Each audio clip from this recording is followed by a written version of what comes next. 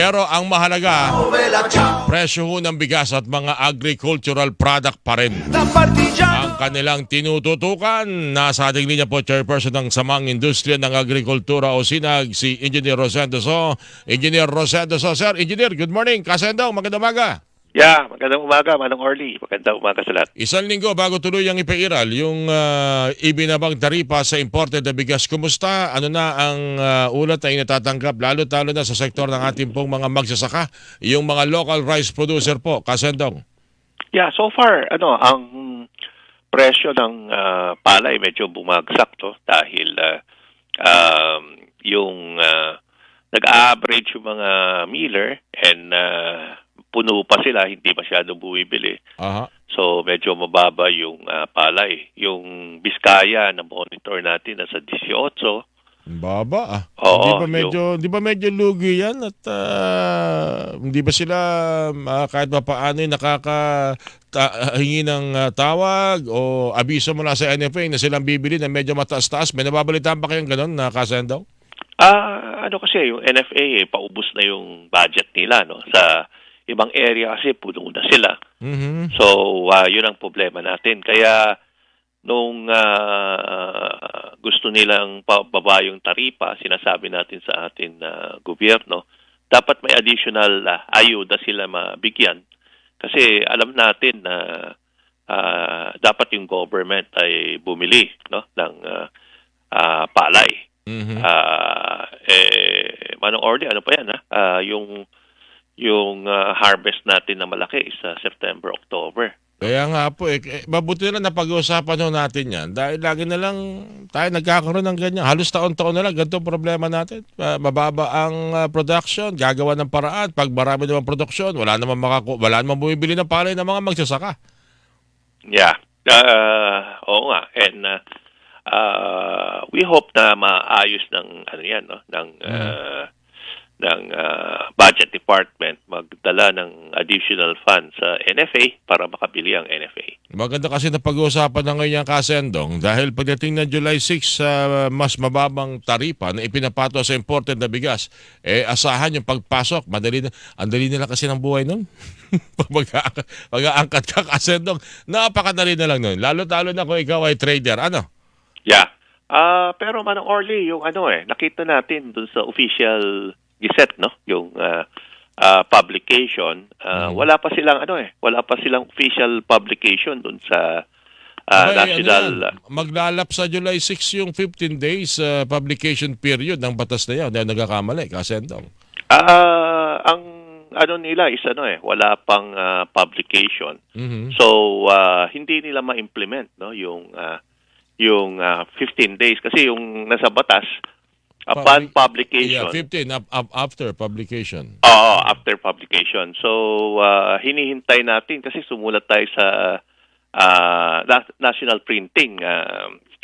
Tinatanong natin kung na-print na nila yung itong EO 62, 62, Yeah. So far, wala pa. So, hinihintay natin. After printing kasi bago ma-implement yung 15 days, umpisa yung 15 days. So mukhang hindi ma-implement ng July 6 yung etong pagbaba ng taripa. Alright, so ibig sabihin ba hangga't hindi ito na-i-implement, pending muna yung inyong mga hakbang, mga plano na pagdulog nito sa Korte Suprema o merong 15 days o yan merong officially magsisimula andyan dyan yung inyong petisyon na idulog ito sa hukuman? Yeah, sa batas din kasi kung wala yung paglabas ng official po yan. Hindi mo pwedeng isampa kasi premature, So hinihintay natin yung paglabas nun bago tayo gagalaw. So far yung presyo ng palay yung bigas delivered ng mga miller sa Metro Manila, yung well mill rice nasa 43 pesos to 44 pesos yung regular meal may 42 pesos. So ang tinataka natin yung retail price, bakit hindi bumababa pa, no? Yun nga po Dapat bumaba na rin yung retail to 48 pesos. Alright. Yan ang ating inaabangan kasi baka mamaya ang dami-dami natin solusyon. Hindi naman pala natin natutumbok yung pinaka-problema kung paano po ito, paano ang presyuhan pagdating sa retail. Yes, oo. Yun ang palagi natin sinasabi yung I think si Presidente rin sinasabi yung yung value chain. Dalawang ahensya na naman ang ating inaasahan. Nakikilos dyan, Kasendong. Mula noon hanggang ngayon, yan ang ating pinapangarap na sana'y kumilos. DTI at Department of Agriculture, Kasendong. Yeah, Dalawa lang yan. Dapat ano talaga? Dapat yun ang tutukan. Kasi kaya sinasabi natin maski bumaba yung taripa, kung hindi nila tinutok yung retail, wala rin mangyayari. Hindi ko lang alam kung baka anong tawag doon, masyado lang maganda ang pagkaka-introduce sa kasalukuyang agriculture secretary natin. Dahil mula nung siya maupo, wala pang mabibila mo pala siguro sa daliri o sa kamay kung ano yung mga magandang nagawa na. Sana yan naman natutukan nila. Dahil ito, ang aking susunod na tanong ay yung presyo ng karne, lalo-talo na itlog at mga agricultural product. Mukhang pagpasok daw ng Hulyo, magiging erratic ang sitwasyon o presyohan ng mga produktong ito. Tama ba yun, Kasendong? Yeah, ang retail price ng karne mataas pa rin. And ang live weight ngayon nasa 200, average nasa 215.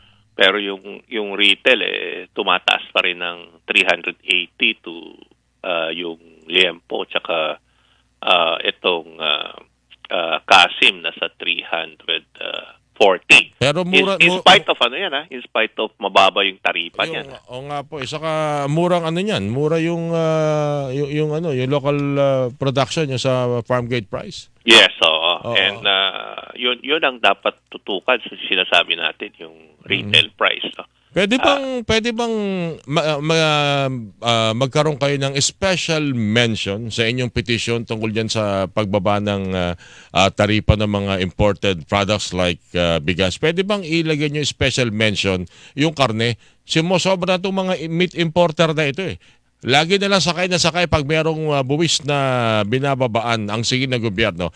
Pero yung presyo nila, yung halaga nila sa tindahan, nakikipag-compete pa rin sa mga local meat producer. Pwede bang gawing special mention yung Kasendong? Yeah, i-mention natin yan, no? And iano rin natin, indicate din natin yung pagbaba ng taripa doon sa India and Pakistan, na in which ang ginawa lang ng exporting country is tinaas yung presyo, no? Na in which hindi na nakatulong doon sa pagbaba ng presyo ng bigas, no?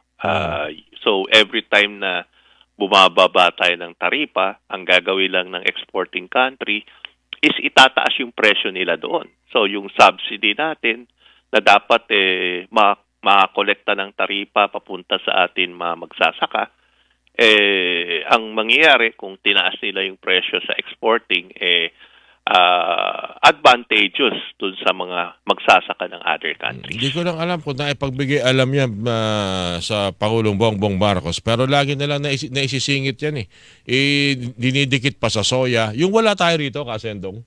Yeah, oo. Yung coal, wala tayo dito niyan Kaya kinakailangan mag-angkat tayo at para mas maging mura yan, ibababa mo nga naman yung buwis. Abay lagi nakasingit, may nagsisingit lagi ng imported na karne, lalo na ng baka at baboy. Sabi ko, napakaswerte ng mga nilalang na ito.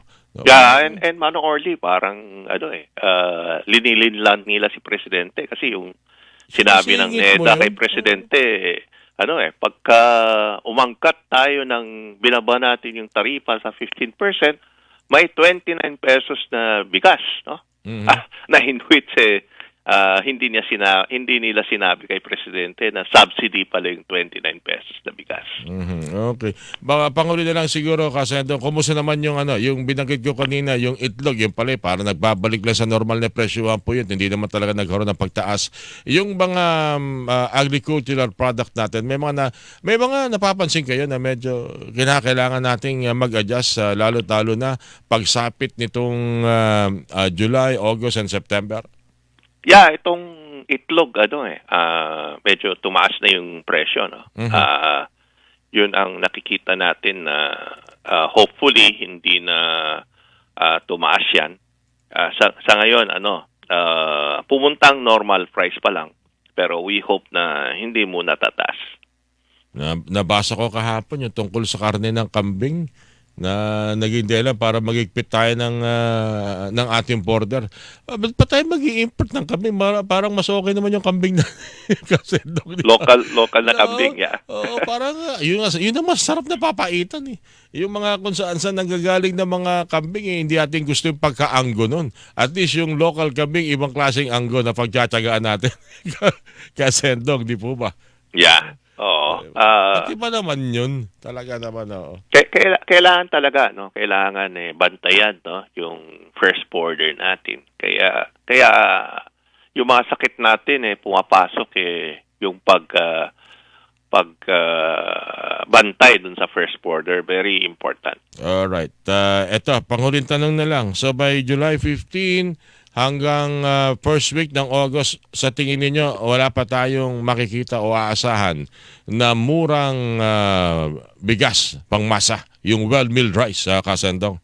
Yeah, we hope na bumaba na yung retail, no? Kasi ang pag-delivered sa Metro Manila, yung well-milled is 43 sa ngayon. Dapat ang retail is nasa 47, 46. Pero hindi na natin nakikita sa retail kung bakit hindi bumababa, no? So dapat 'yun ang bantayan talaga ng atin government.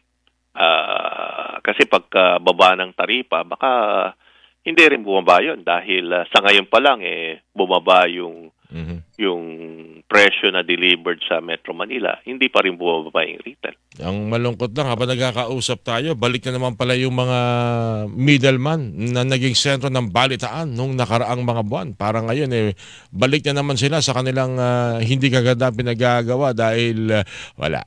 Naumpian na lang naman Hanggang takot na naman daw ginagawa sa kanila Kasendong na pagtitripan lang sa mga investigasyon, pero pagkatapos nun, wala na naman, balik na naman sila Kasendong. Yeah, yun ang isang dapat gawin ng DTI. And kasi sila ang may power talaga sa pag-monitor dito sa mga presyohan ng ating... Sa mga palengke, yung mga karne, ang Department of Agriculture, yan, konting pukpok naman, konting trabaho, biruin nyo. Hindi mahalaga dito yung binabalitang may lumapit sa inyo, sinuhulang kayo, tinanggihan nyo. Actually, walang istorya doon, Kasendong. May lumapit sa akin, sinuhulan ako, hindi ko tinanggap. Ang balita doon, may lumapit, sinuhulan ka at pinahuli mo. Mas maganda siguro yung ganun. Kasendong, maraming salamat po sa inyong oras na pinagkaloob po muli. So ulitin po, sir. Maraming salamat, Manong Orly. Si Chairperson po ng Samang Industriya ng Agrikultura, Osinag, Engineer Rosendo, so ang inyo pong napakinggan.